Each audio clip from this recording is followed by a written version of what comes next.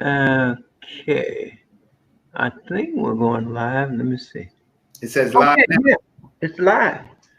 Okay, we have the pleasure of being here this morning with a dear friend, and we've been together for about, I don't know what, 45 years in the struggle. We've been everywhere with Dr. Jeffries, Dr. Smalls, Dr. Clark, um, Dr. Ben. I mean, you name it, Africa, all over. One of the interesting things is that in talking with Brother Reggie this morning, uh, we were saying that we were all on the line, doing security, documenting, and so forth. So we never really filmed each other, interviewed each other because we were too busy uh, behind the scenes with those who we knew were our leaders and that we trusted to follow. But this morning, I do have the opportunity to doing this interview with one of the great sons of Africa. This brother has been everywhere and behind all of our great leaders, providing not only security, but he he went on and was learning the meta nature, and he has a fantastic memory. So when I heard him talking, I said, "Wow, I didn't know that you were remembering all these things as we went to all these different places, and you s- took the time to study and internalize um, not only the presence, but even reading the meta on the walls and everything. Most of us looked at it, but we really didn't study it and didn't learn it. But you did. So I want to introduce a very special researcher, historian, one from our own roots, tutored by the historic Dr. Ben, Dr. Clark, Dr. Jeffries, Dr. Smalls. He's been everywhere, but he studied. And so this morning we get an opportunity to learn some of the things that he's learned on this journey, and especially the journey. Reggie, Yes. good Thank morning, brother. Good morning, good afternoon, Minister Clemson Brown. You are correct. We have been on an incredible journey. For the audience, I met Minister Brown shortly after I met Dr. Jeffries because as a student of Dr. Jeffries, he would bring in the Black world. And in bringing in the Black world, these people like Dr. Ivan Van Sertima, Nyanga Bora, so many of the great scholars at the time. Once Minister Clemson Brown found out that they were coming, he immediately came to record this. And a lot of people don't give Minister Clemson Brown credit. They claim, yeah, it's my stuff. But without Minister Clemson Brown's journalism and video of them, they would be forgotten memories. So we have the most important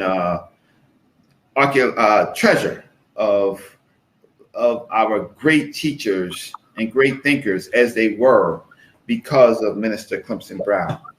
He is correct. I was a student of Dr. Leonard Jeffries. I was also a student of Professor Small and Professor Edward Scobie. I won't get too far ahead of myself, but I'm happy to be here after my own journey of close to 36 years from the Department of Black Studies at City College and beyond.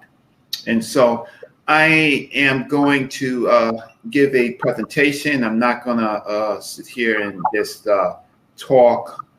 I don't think that that's important. I think that people really want to know what people actually learn behind the scenes and how they gather the information. And so not only just being a student of Dr. Leonard Jeffries, I actually had a degree. I actually have a degree in computer science from the School of Engineering at City College. And I also have a honor certificate from my graduating class in the Department of Black Studies. But let's just get on to this presentation. I think, Minister Brown, you will have to tell me at this point when to stop. That would be the thing, or when you want to ask me a question. I would appreciate that. So let me see if I can share my screen and begin this this conversation between generations, right? So let me just do this. So 1 second. Gotta see if I can share my screen, and if it comes up, let me know. All right. Okay, application window. Let's just see which of these screens come up. Okay, share. Well, let's let the people know that we're going to be talking about Nile Valley civilization. We're going to look back at its origins. Who were the people who developed, who created this great civilization, which is still the leading civilization on planet Earth? How it evolved. We're going to be talking about those things this morning. And Reggie, are you ready? Did your screen come? Yes, it did, but I canceled it because you was talking. So we'll bring it on up. Let's get going. Okay.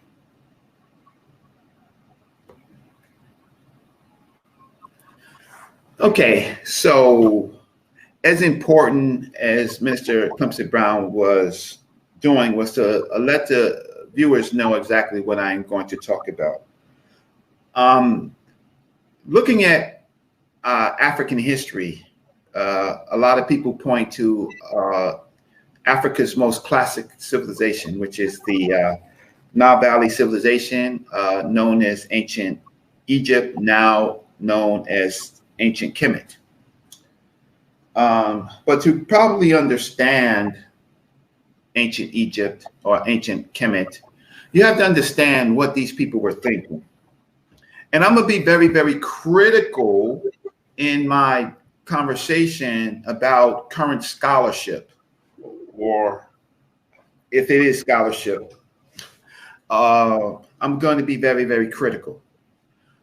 The Tapvideo, which means the correct method, is the key to African problem solving and greatness. This line that I have is in the Ptahhotep. The eloquent peasant.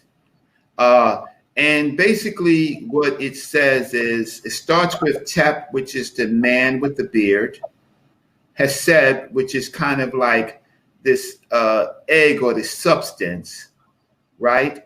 And then it says, you see the netter sign. I think many people are familiar with that. And the writing stick, right? Which together means medu. Netter, it says medu netter, but it's netter first, and then we make it medu netter. But it actually says netter medu, right? And then the phrase, so in the beginning it says the correct method of the divine word. So this is important because this is how the African is thinking in the Nile Valley.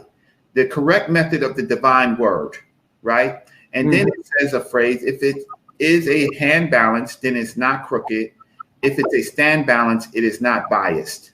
And that's the meta netter to follow it. And we're going to be getting into the correct method and where it gets its origin from. Okay, so let's see if I could change my screen to the next page. Okay, so the invention of writing of the ancient Kemet. Kemet is Black people, Black community. The Kemet is the inhabitants of that. So we are the Kemet. The writing of these people were the building blocks of their continuous thought. Excuse my language. I didn't edit all of this just for my talking points. What we know about their writing is that it is built on regular and repeating formulas. Everything in ancient Kemet is built on formulas and repeating, so that it is very precise and very consistent. This thought influences their behavior, right? We have had the benefit of looking at various areas of the kingdom. Let me just stop sharing for a moment, and so I'll just read from this.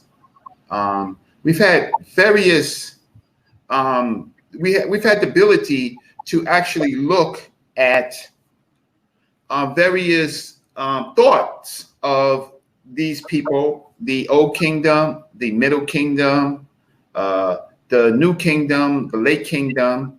And we've been able to actually understand how they think about things as they were learning new things and as they were doing things like syncretism, things like learning new methods, knowing their neighbors. We've been able to understand all of this, not by pictures like we do in a lot of other cultures, but in actually ancient cultures, but actually in their writings.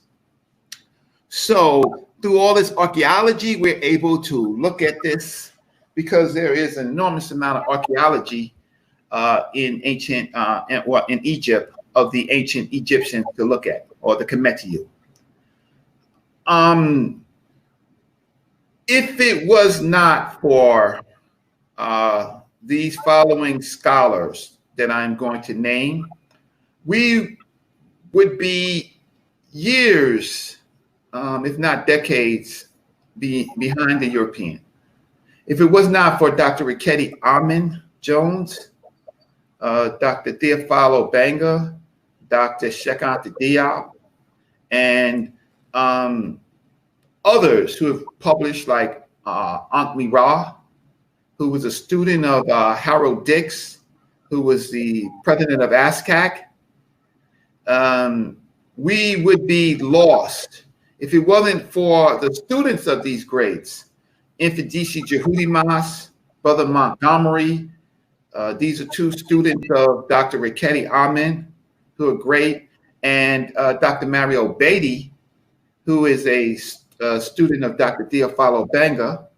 We would be far, far beyond. If it wasn't for the new work of Dr. Obadeli Cambone, who is probably one of our foremost African linguistic experts at this time, who was able to continue to work with Diop and Obenga and relate African languages, we wouldn't understand the possible interrelations between, let's say, ancient Egypt and Ghana, ancient Egypt and Wolof, ancient Egypt in the Nigerian languages of Yoruba and Igbo.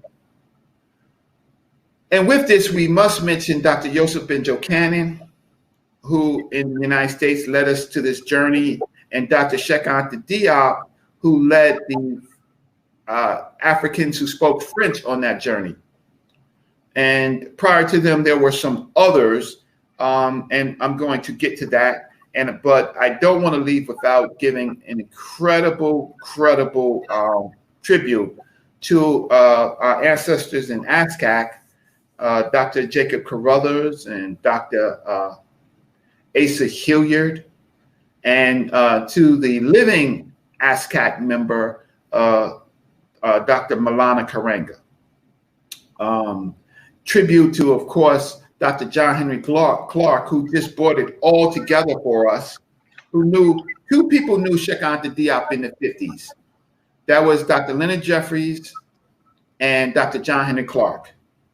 And it was Dr. John Henry Clark that, even though Dr. Jeffries had met Diop when he was in Europe, it was Dr. John Henry Clark that asked Dr. Jeffries to build a broader bridge, and he asked him to translate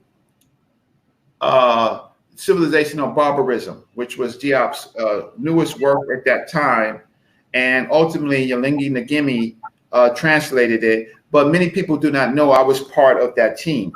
I was part of the team between, it was three people. It was Yalingi Ngimi, who was doing actual translating, Dr. Leonard Jeffries, who was doing the fundraising and overseeing the project. And it was Brother Reggie that was running the computer system in the Department of Black Studies for months as this project was being translated.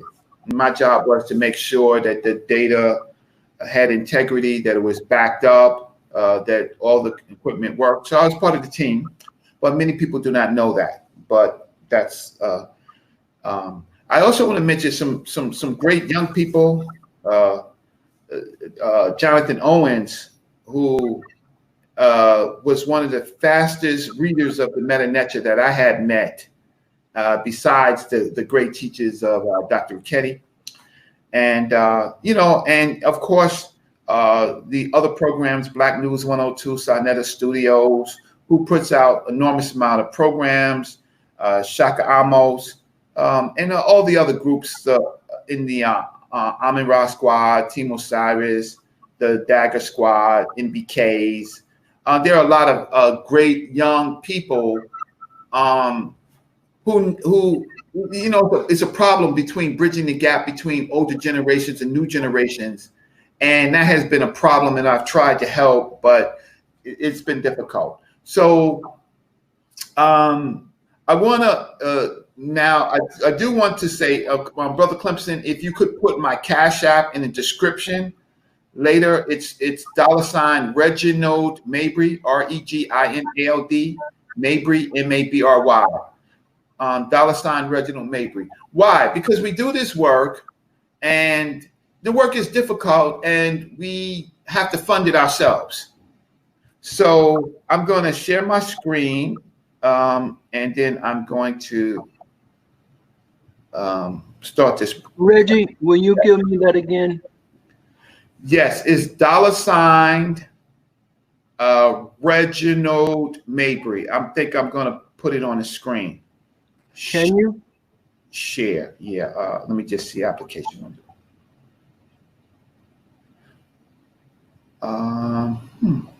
Yeah. Okay. Share. Okay.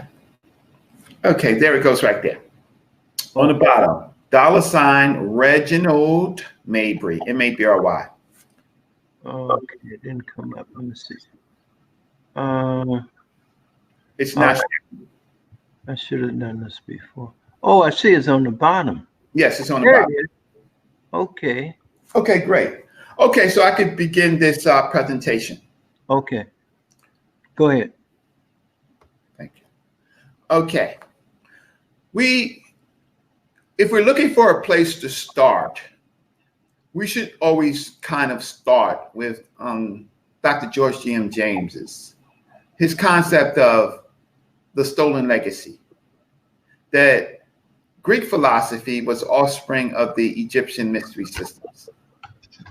The Egyptian theory of salvation became the purpose of Greek philosophy. I'm not going to read into most of this because you should purchase the book and read it, but I want to talk about the concept.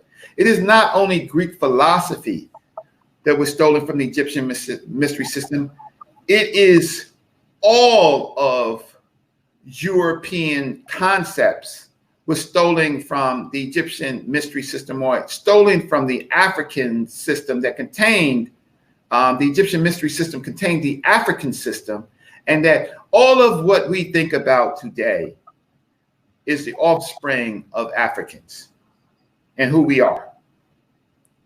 And so some of these concepts is that the earliest theory of salvation is the Egyptian theory. The Egyptian mystery system had as its most important object the deification of man, and taught that the soul of man, if liberated from his body fetters, can enable him to become godlike and see the gods in this life and attain the beatific vision and whole communion with the immortals. And he got that from the European, George G.M. James got it from the European masters of that time. And he got it from C.H. Vail.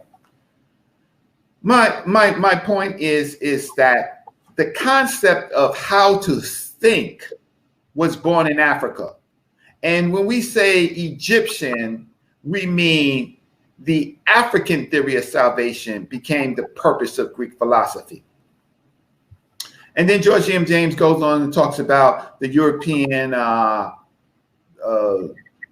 levels of education, of liberal arts, all the disciplines, all of the things that we attribute to Greeks and other people are African concepts.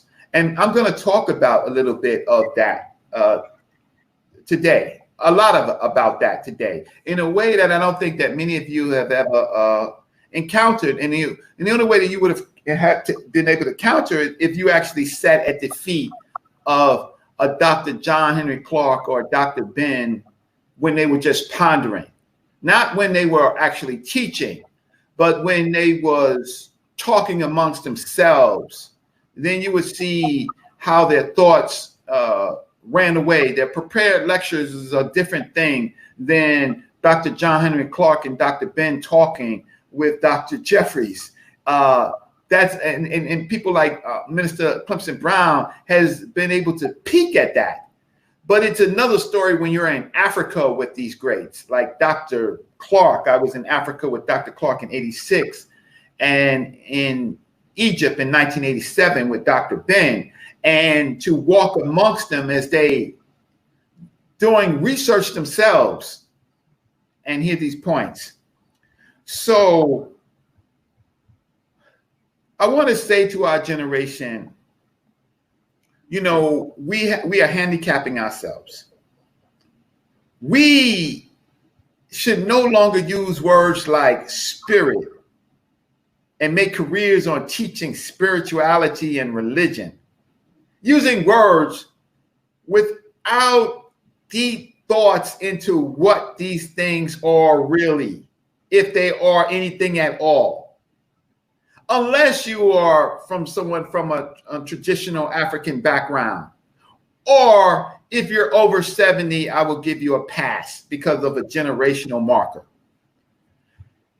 We have to stop listening to people who stand in front of temples and structures of the ancient Kemet, right? And don't look back and read any of it. We got to run away from these people.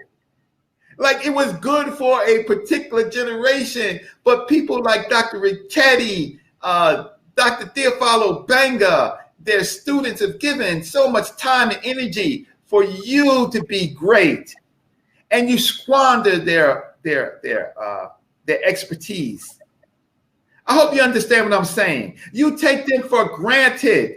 Dr. Richetti Amen, she is a PhD in Egyptian Kemetic literature and writing, and you squander their great works. And I know it because I see show after show in 2020s where people are just standing in front of the temples and don't even reach back and read it. I'm not talking about Infidisi Jehudimas, by the way. I'm not talking about people like him, but I'm talking about we got to get better. Why? Because it is in these deep thoughts of the African that teaches us how to think and how we should think. The other thing is that, look, our ancestors died, struggled for us to get education. We have to stop listening to people who were born in the 90s and don't have a university degree. It's just disrespectful to our people's struggle. If you were born in the 90s and you don't have a university degree, don't try to teach our people. Now, if you were in the 80s, the 70s, the 60s, the 50s, and you was able to compensate that with studying with master teachers, I'll give you a pass. Why? Because when you go to a university, you can't really get out of a university without taking 1,000 tests. You can't. Don't come in front of our people and you haven't beat the European test. In this generation, don't do that. It's not acceptable. Don't try to skip the line and say how you're so great to us, but you're not great. You couldn't pass the Europeans' system of education that is at the feet of the African education. Martin Delaney. Have you heard of him, Minister Brown? Of course. Many people have heard of Martin Delaney and read his works, but with the help of Dr. Mario Beatty, we know now that Martin Delaney was one of the first Africans of this generation, from the generation of 1812 to 1885, straight out of slavery. That he was the first to read the Medu Neter, and he was one of the first to say that Egyptian civilization is African civilization. That is incredibly profound. His teacher, Dr. Mario Beatty, teacher, Theophilo Banga, found one of the other great early African scholars in this field. His name is Antenor Furman. And Reggie, I'm sorry to interrupt, but I just brought up the brother you were just talking about on the screen. So can you go back to him and then I'll come forward with you? Yes. Martin Delaney? Yeah, that's Martin Delaney there. Yes. Okay. All right. So Martin Delaney is straight out of the era of slavery from 1812 to 1885. And Martin Delaney was the first. This is during the time period where they're first deciphering and understanding the Medu Neter. He got his hands on this when he was in Europe, and he pondered with the evidence that he had that this was an African civilization. He's a Civil War fighter. He's a doctor and a scholar, and he was able to look at the work that Champollion was rendering during this time, this period. So he lived through he lived through the period where the ancient Egyptian writing system called hieroglyphics, or the Medu Neter, was being first done. He put his eyes on it, and he was able to pose that it was from an African people. Antenor Furman, he came later, 1850 to 1911. He was a Haitian scholar, and he had went to Egypt, Kemet, and he had looked firsthand at the artifacts, and he pondered that it was an African culture. He also did work with the Medu Neter. And I didn't know about Antenor Furman until one of my scholar friends who are in the Sons of Africa, who is a great scholar, Patrick DeLises, had told me, but Brother Reggie, do you know about Antenor Furman, the Haitian who had been to Egypt? And it's so profound for this man to come from this little island, to be of such stature, to find himself with his French-speaking abilities, finding himself also in Egypt, and pondering that this civilization was an African civilization. And this is before the greats that we know it, that we know. Then we turn our page to, of course, who I mentioned earlier, the age of Dr. George G.M. James and Dr. Joseph Ben Jochanan. And Dr. Joseph Ben Jochanan, who, if you probably don't know, I'm wearing his dashiki, by the way. That dashiki that I have on, that belongs to Dr. Joseph Ben Jochanan. How I got it, he was in a nursing home. Sister Latrella bought him clothes to go to conferences. I washed his clothes. These are some of the things that didn't get back during the time period of his transition. And so I'm able to wear my teacher's clothing, doing his work and speaking his name. So Dr. Yosef Ben Jochanan, he credits some of his work to Dr. George G.M. James. And Dr. George G.M. James is in an earlier tradition, and Dr. Yosef Ben Jochanan is also part of a system called the Order of Mystery Systems, and so is Dr. George G.M. James. And so they're involved in this order of international connections of African people in this early period. And so there you go. Now, what I mean by scholarship, you know, I've read all these books on the Stolen Legacy, the reprints, and all of them have this thing about Dr. George G.M. James dying a mystery death. Have you heard that, Clemson, Mr. Brown? No, I haven't. Have you read in the pages where George M. James was disappeared and he was killed for revealing this information? Yeah, I have. Yeah, I've heard that. Yes. Okay. Well, this is a certificate of death. George M. James, color or race Negro. At this time, he was 60. I mean, he was single. He was 60. Roughly 60 years old. He died at Meharry Hospital, and he died of stomach cancer. That's how he died.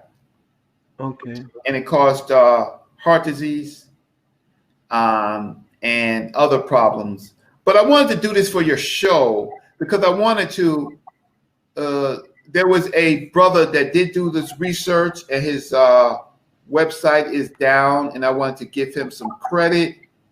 If you go to this particular webpage, he did the finding, which was an important finding, because you know a lot of the things that we like to do, Mr. Brown, is we like to deify things, and we deify things that don't need to be deified, and and sometimes it kind of like it destroys a certain amount of mortality. Not everything has to be God driven, or everything has to be with mystery systems or secret mysteries and things that we can't aspire. No, research, you can aspire and you can learn all things. And that is what the ancient Egyptians gave us. So I wanted to dispel the mystery of our great teacher, George G.M. James, about his life and his death, and honor him that he was a mortal with extraordinary capabilities. And so should you be. Okay? Yes. Is that helpful? Do you think this is helpful, dispelling that? Because it's not been dispelled, huh? No, I appreciate your scholarship and the brother who dug this up. One of the things that we must do, Reggie, I think, is that we must move forward with a foundation of the knowledge that we're bringing our people. Questions need to be answered. For an example, I want to ask you a question now. When you say spirit, what do you mean? I use spirit all the time. I may be using it in one term, but you may be using it in another term. What term are you using spirit in? Well, I disagree with the usage of the word. I disagree, and I'll get into it in my presentation why I disagree with it. When I speak to people, what does it mean? Let me just ask, what does it mean to you? What does it mean to me? Yeah, since you brought it up, you interrupted the presentation. Yes, okay. Spirit to me is a core part of our being, which is an extension of creation. The air, the water, the earth, the rain, We are not separated or isolated from the elements that make up the creative force. And I call that creative force spirit, for lack of a better word. I mean, that's the word I've heard all my life. That spirit is essentially life, in that you can't see it, you can't feel it, you can feel it, but spirit is that which is an extension of what we are, that is embedded in us from the Creator. And all things have a spirit. You have a spirit. The tree has a spirit. The rock has a spirit. Water has, everything has a spirit. Its own spirit. It's a spirit, but it's a part of the creation that brought us forth. And that creation is everywhere, and it brought everything forward. So we say spirit in reference and in homage to that creation. You're of a different generation. You are my elder. You are forgiven. And thank you, right? Because I have to respect my elders. But to the people that's younger than you, don't come in this world in 2020 and use words over and over again, right, without any meaning to it, knowing full well that the word spirit is given to us by the Europeans, right? And their early concepts of spirit had something to do with the smell of something, the spiritus, right? How it makes you feel, right? And we have taken that word and we have left the African thinking of the word and used that word in our Christian Judeo-Hebraic faiths, right? And so now it has been connected to the same religions that have destroyed African people. And that we live in 2020 where there is science. And most things can be found within science. And I am not going to shudder your belief in the Creator. Africans believe in the Creator. The Nile Valley Africans believed in creation, right? But that was just an expression of their thoughts, meaning they deified their ancestors. Their ancestors that were their first gods. And then their great ancestors became their great gods, right? And that their great ancestors are attributed to the creation of things, right? And their great people all contribute. That's how information flows. And then we get these solid, hard, canonized thoughts of the Hebraic, the Christian, and Islamic cultures, where they now have forced on us this concept to think solely as a creator instead of the things that might have created.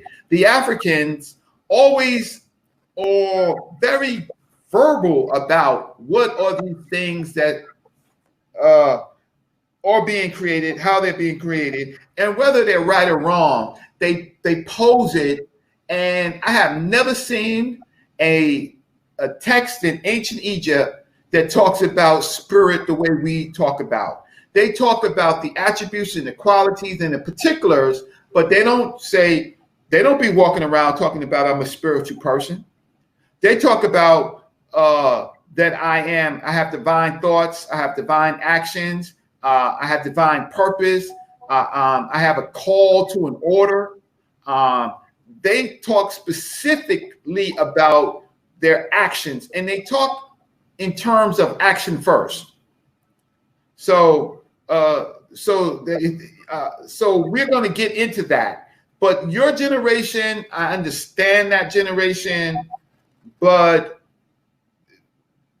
Dr. Ben and Dr. Clark, if you were students of theirs, they use spirit in a different type of way, not in a relation to God. Dr. Ben did not believe in God, nor did Dr. John Henry Clark. Neither of them believed in God. Let me say this, Reggie, and then I'm gonna let you go. I understand what you're saying in terms of God, and I say that most Black people, when they speak of the word God, they're not speaking of the European terminology, because if you look up God in the dictionary, it says a male deity. That is not what they're making reference to. They're making reference to the creative force that brought everything into being, and that force, for lack of a better word, is, I call it creation. I call it the energy of that creation, which all things come from and come out of.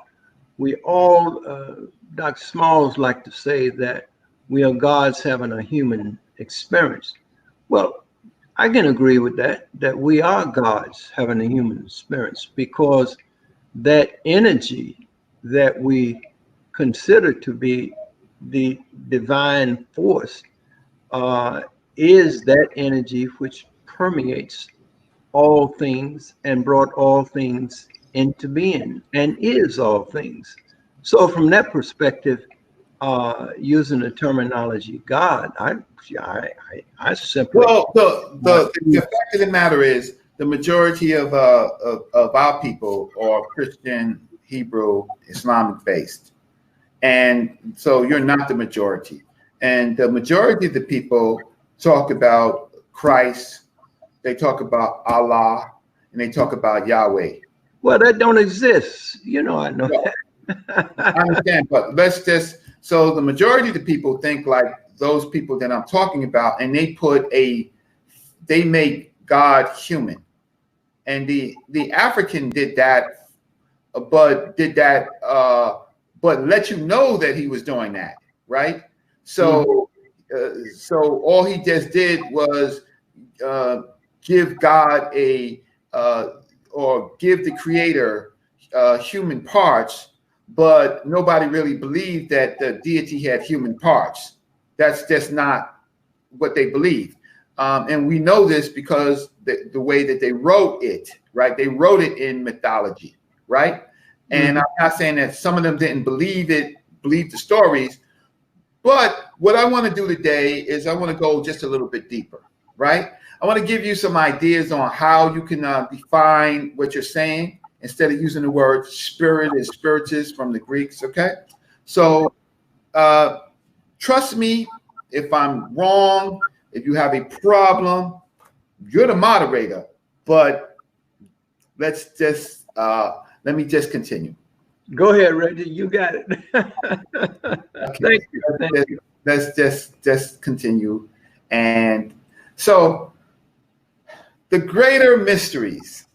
Do you recognize any of these fellas in this video? Hold on. I ain't got my glasses. Let me put my glasses back on. It looks like Dr. Ben in the middle. Is that Dr. Ben? That's Dr. Yosef Ben Jochanan, and roughly in the age of about 55, 56, 57, about my age now. Okay. Yeah, I recognize it.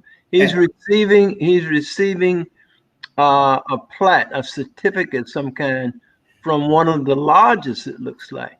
Okay, and who's standing next to him? I can't make him out. But Dr. Ben, I can make out in the dark. You can make out Dr. Ben. One of the people that's standing next to him is Dr. Simmons, George Simmons. Oh, okay. Yes, I knew Dr. Simmons very well. There's Dr. Simmons, right? Next to Dr. Ben, and he's receiving it from the chief of the lodge, right? So Dr. Ben is receiving it. And I wanted to bring this in because here Dr. Ben is a lesser and there is a imperial chief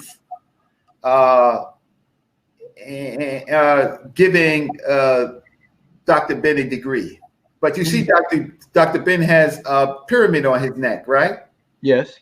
Yeah, he has a pyramid on his neck. So you know at this time period, and it looks like Brother Simmons has like a Kepler beetle on his chest. So at this particular period, when Dr. Ben was 50 or so, he was entrenched in some systems. Now, let me just say this. I was about 21, 22 when I met Dr. Jeffries, and Dr. Jeffries was probably about 47, right? I was 21, 22 when I met Professor Smalls. Professor Smalls was just turning 39 years old, right? Dr. Ben was already in his 50s, right? About 53, 54, 55, 56, maybe my age when I met him, or a little older, maybe 57. And Dr. Clark was already 70. And somewhere in that time period, I met you, and you're in the space around Dr. Jeffrey's age, right? Yes. So, yeah. So that is the time period I met. And so I was in a very interesting period where I actually see some of these people as younger men. But Dr. John Henry Clark was already 70. The greater mysteries. Dr. Joseph Ben Jochanan says, we come from the foothills of the mountain of the moon where the God happy dwelt. Doesn't matter where he attributed from or where it's found. We can actually found part of that text. But these are his profound thoughts. His profound thoughts on God is heaven is between a black woman's legs. Have you heard that? Oh, how many times? Okay. I heard and agree. These are Dr. Joseph Ben Jochanan's profound thoughts. Helps us to understand how we can look at history. Meaning we come from deep inner Africa, right? Correct. And foothills in time periods where the God happy dwelt, meaning the Nile River, where the Nile rivers come together, right? One of the great river systems of Africa, the Nile, the Congo, the Zambezi, the Limpopo, right? Yes. We are river system people. That's what I learned from Black Studies at City College under Dr. Leonard Jeffries. And he put in these concepts higher thoughts, higher orders, the mountains of the moon and foothills like temples, and this great connection between this great river.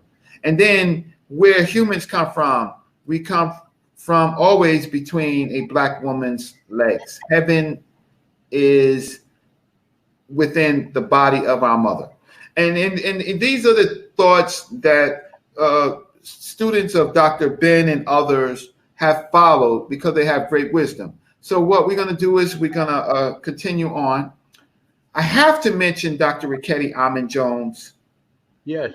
Dr. Ricketti Amon Jones is so important to our work because without her and without Theophilo Benga and Diop, but particularly her, we wouldn't be able to verify anything that we are looking at. It would be a fairy tale. Do you understand what I'm saying? Absolutely. It would be a fairy tale. We would completely have to rely on Europeans like we rely on pastors. And we cannot verify it for ourselves. And it is this black woman who very few people honor or very few people know, that was the cornerstone of us taking back our culture, our history, connecting us to the Nile Valley. Because she gave us a tool in which we could use from her PhD.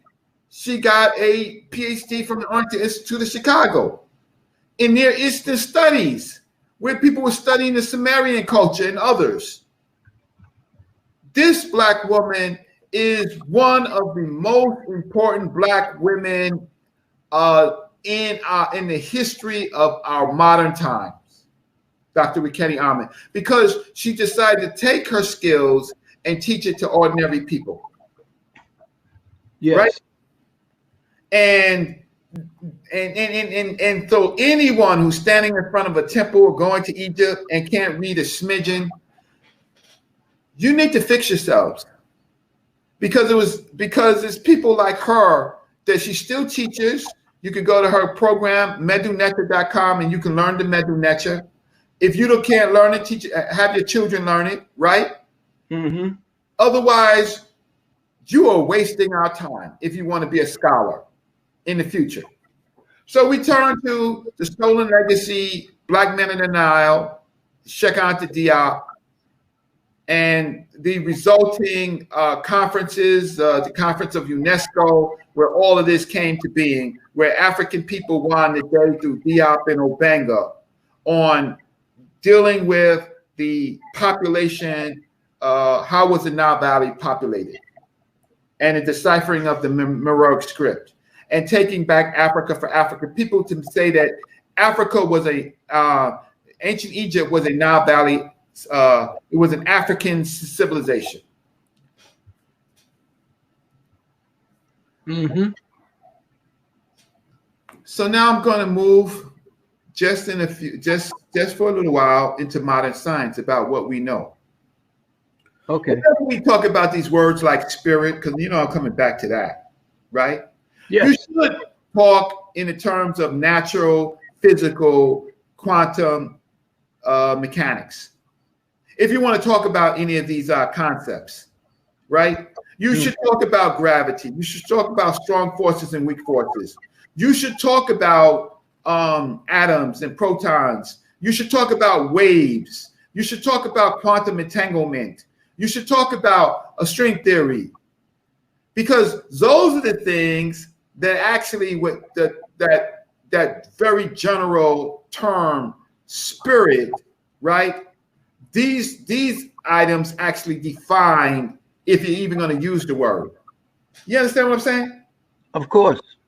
Because if you're just using a word and you're not actually have any conceptions about what it may contain. Like if you talked about spirituality and talked about quantum entanglement, I might listen to you, right? If you talked about spirit and talked about the grand unified theorem that Dr. Oyibo worked on, I might listen to you, right? If you talk about dark matter, right?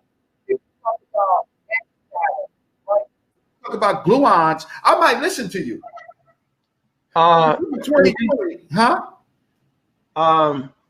I had the opportunity to travel all over Nigeria with Professor Oyibo and the unified field theory that he was presenting as his for peer review, where you invite scientists from all over the world to challenge him. I documented that. We were there for 18 lectures for about 3 weeks and so forth. I understand what you're saying. But if you understood the philosophy in which Professor Oyibo was laying out, which is a mathematical expression of that same equation that we are talking about, electrons, protons, neutrons, and etc. He also breaks that down to that there is one energy, and that energy is what I'm referring to as spirit. And I'm glad we're having this conversation because it helps our people to understand and to be able to deal not only with the mathematics, because if you understand, and you have to look at it this way to get an understanding. The light from the sun will reach the earth in about 8 minutes, which is 92 million miles away. Now that's fast, but that's a snail's speed compared to the speed of the creator or creation or what we call the spirit of the energy of that create, and I don't want to say creator, because again, that's making reference to a male image when creation is both male and female. And that's a reference to what Dr. Ben is talking about, that heaven is between the black woman's thighs. But what I'm saying is that there's a concept there that because the universe is billions and billions and billions and billions of light years, and for the wavelengths, for the waves to be traveling from one end of the universe, and the universe has no beginning and no end, but to be all over the universe at the same time is unbelievable, unthinkable, and unimaginable speed. But as that speed condenses, it forms matter, and matter is said to be anything that takes up space. I understand. Okay, so in the high, look now, we discussing. Mr. Brown. Okay, all right. I'm interviewing you. Yeah, Mr. Brown, right? You forgot you're not teaching. You are interviewing. If I was interviewing you, I would ask you for a source of all the stuff that you said. No, you mentioned the source. You mentioned Professor Ebo. No, you're right. I mentioned more time with Professor Ebo than anybody. I understand. Okay, so I'm using his concepts when I'm talking to you. Go ahead. Fine. Okay, and so other people look at Dr. Oyibo's concepts, and because he put it up for peer review, right? Yeah. Now his mathematics and his science is impeccable. His philosophy, that doesn't necessarily mean that his philosophy is right, but he's using philosophy to help people understand his mathematics and science. The mere fact of talking about a God, that is his own philosophy. That's not necessarily proving.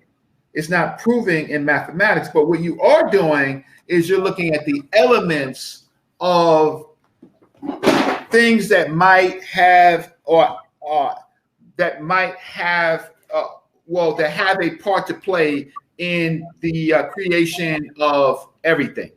But you're still not proving God. I don't think he set out to prove God in his book.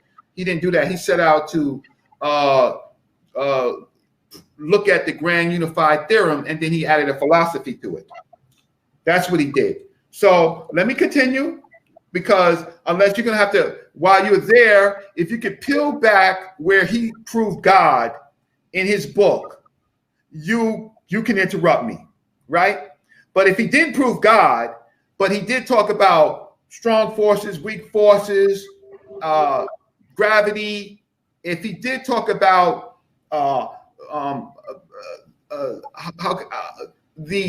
how these things are mathematically proven, you can show that. But if you want to prove to me that he proved God in spirit, besides laying down a philosophy, interrupt me. So let me continue, and I'm pretty sure it will work out for you. Okay? Well, go ahead, Reggie. Thank you. I'm interviewing you. I mean. Okay. Well, there you go. Okay, fine. So I want to hear your perspective. Okay. So let me just see. What am I sharing now? Okay, great. So okay. So now I want to talk about because this gets rough. So I want to move on and talk about a little further. So here's the thing. So we know that there's an atom, there's a nucleus, there's a proton, there's electron, there are electrons around the nucleus, and the nucleus is controlled by a proton, and inside the proton and neutron there are quarks. And we have an idea of this. We learned this in basic education.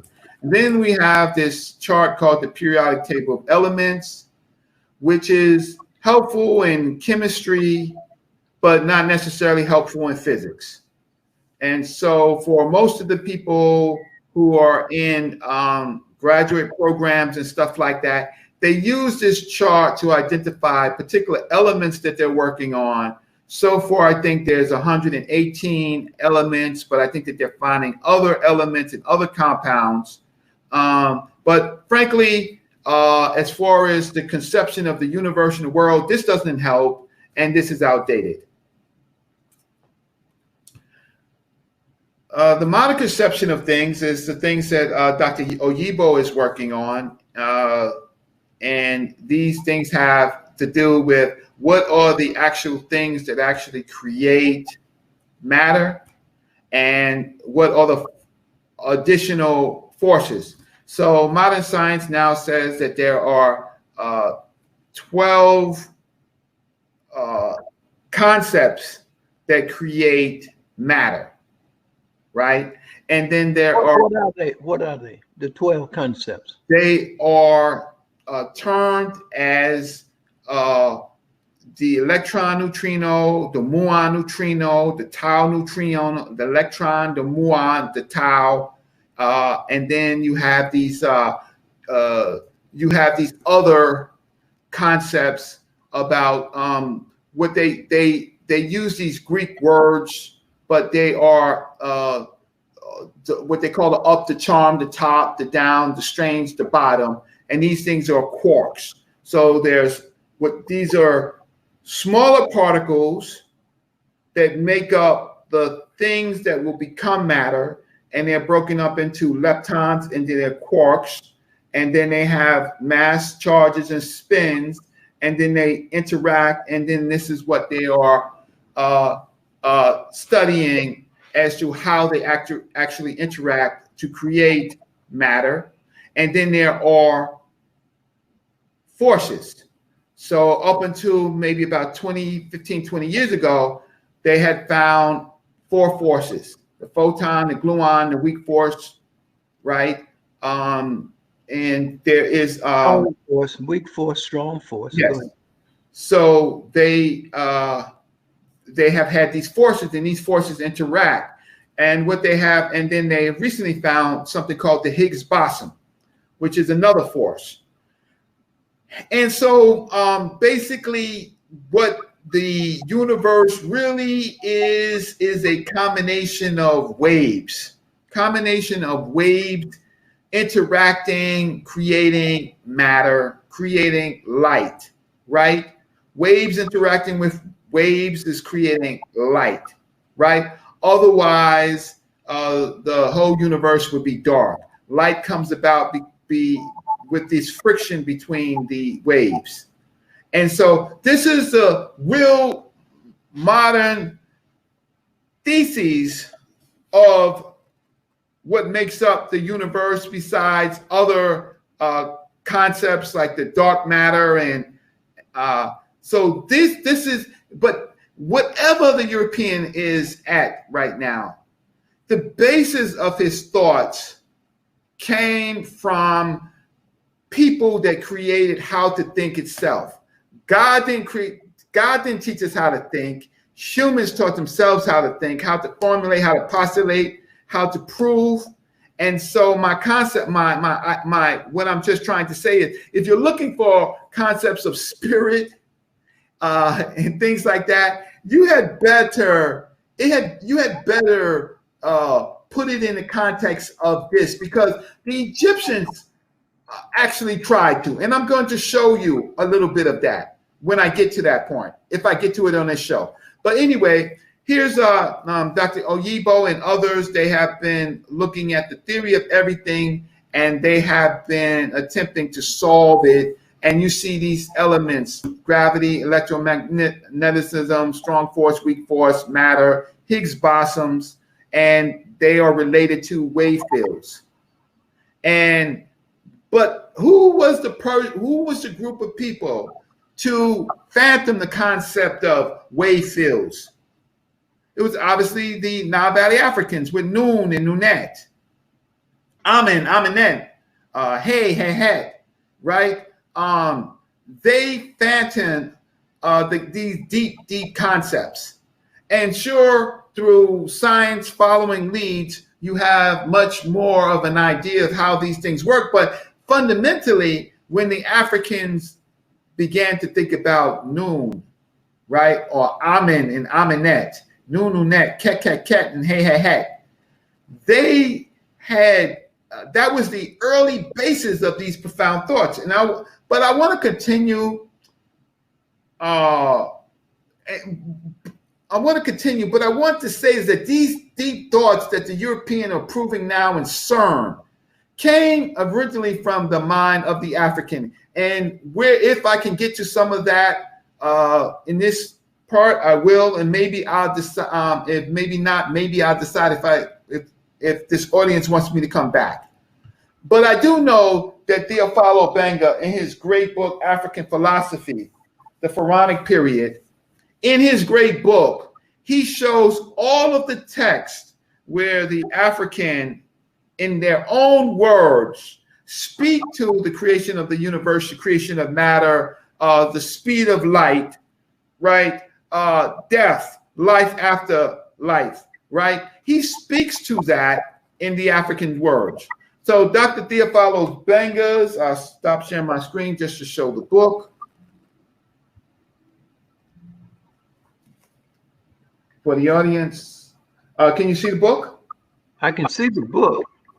Okay, so that's great. So here it goes right here. I'm just making sure you can see the book, and I'll get back. Yeah, pull it down just a little bit. Yeah, okay, I can see it. Yes.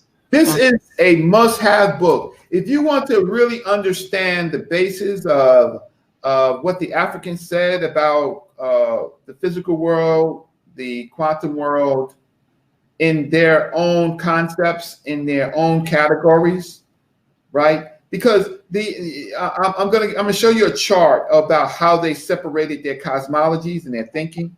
But this is a book that gives a voice to the African.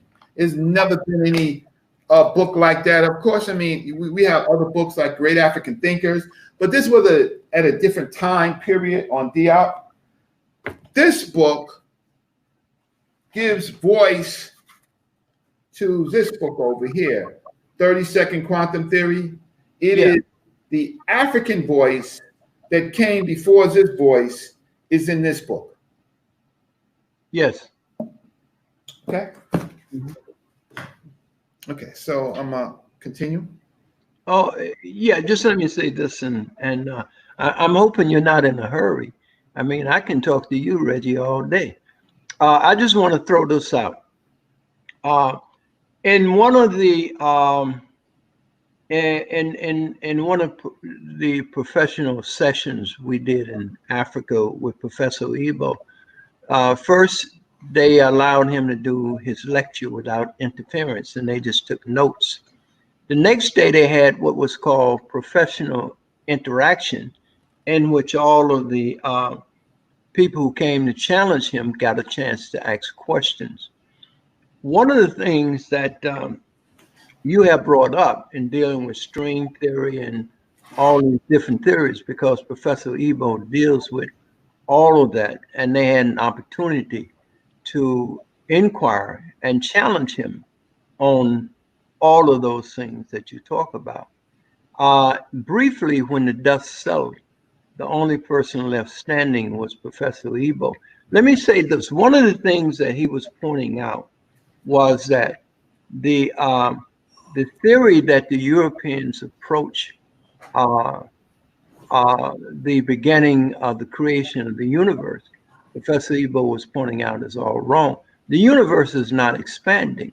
And they went through challenging him with a lot of mathematics on the expansion of the universe. But the point that he was making is that there is only space.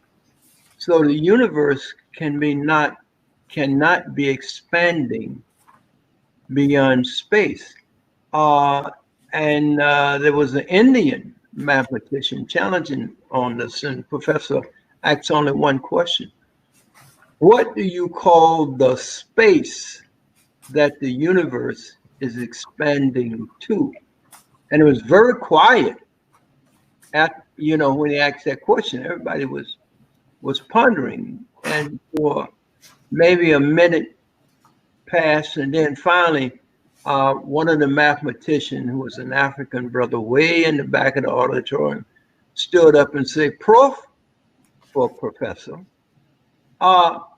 that's space too. And everybody in the auditorium just stood up and started clapping because the argument was over. There's only space. And that's what Professor Oibo was saying when he was saying the European concept of the expanding universe is all wrong. And there were so many other things he showed in terms of understanding the African concept of the universe was different and correct. And that's what you're saying. So I'm going to get back to you and let you go.